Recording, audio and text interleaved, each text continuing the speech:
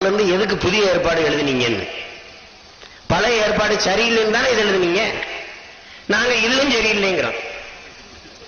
நம்முடைய அருமையான சகோதரர் சீமான் அவர்கள் இந்த பழைய ஏற்பாட்டு வேதாகமம் குறை உள்ளது, அதனால் புதிய ஏற்பாட்டை கொண்டு வந்தார் என்று இவர் வேதத்தை குறை சொல்கிறார். உண்மையிலேயே அந்த வசனம் பழைய புதிய ஏற்பாட்டையும் பற்றித்தான் சொல்லியிருக்கிறதா? இவர் கேட்ட கேள்விக்கு வேதத்தின் அடிப்படையில் பதிலை நீங்கள் பாருங்கள். ஜீவனுக்கு போற வாசல், அதை கண்டுபிடிக்கிறவர்கள் சிலர் படிச்சுன்னு இருக்கோம் இல்லைங்களா? அந்த வழியை திறக்கணும்னா கிறிஸ்து நிறைய விஷயங்களை செய்யணும். அதுல நான் நியாய பிரமாணத்தையும் நிறைவேற்றணும். எபிரேயர்ல இது வசனத்தை சொல்றாரு. இந்த நியாய பிரமாணத்தை முடிக்கணும்னா இன்னொரு பிரமாணத்தை எடுத்துன்னு வருவாரா கிறிஸ்து, அதாவது அன்பின் பிரமாணம். இது எடுத்துன்னு வரணும்னா முதல் பிரமாணத்தை முடிச்சாதான் எடுத்துன்னு வர முடியுமா? எபிரேயர் 10:9.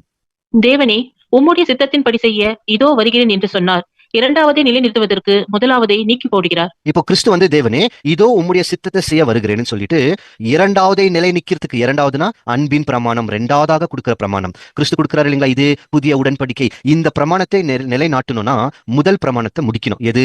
நியாய பிரமாணத்தை முடிக்கணும். ஆமாங்க, கிறிஸ்து தான் நியாய பிரமாணத்தை முடிக்கிறார். கிறிஸ்து நியாய பிரமாணத்தின் நிறைவேறுதலா இருக்கிறாரா? ரோமர் 10:4. விசுவாசிக்கிற எவனுக்கும் நீதி உண்டாகும்படியாக கிறிஸ்து நியாய பிரமாணத்தின் முடிவாய் இருக்கிறார். என்னவா இருக்கிறாங்களா? கிறிஸ்து நியாய பிரமாணத்தின் முடிவுனா என்ன? அவர் முடிச்சு வச்சாருன்னு அர்த்தம். அத்தா மத்தேயு 5:17 சொல்றாரு, நான் நியாய பிரமாணத்தை ஆகிலும் தீர்க்க தரிசன ஆகமங்களை ஆகிலும் அழிக்க வரல, மாறாக நிறைவேற்றவே வந்தேன். புரியுதுங்களா? அப்ப நியாய பிரமாணத்தை கிறிஸ்து முழுமையா நிறைவேற்றினாதான் ரெண்டாவது ஒரு வழி திறக்க முடியும். ரெண்டாவது ஒரு பிரமாணத்தை இவர் நிலை நாட்ட முடியும். இப்பொழுது புரிகிறதா இயேசு கிறிஸ்து எதை கொடுக்க வந்தார் என்று?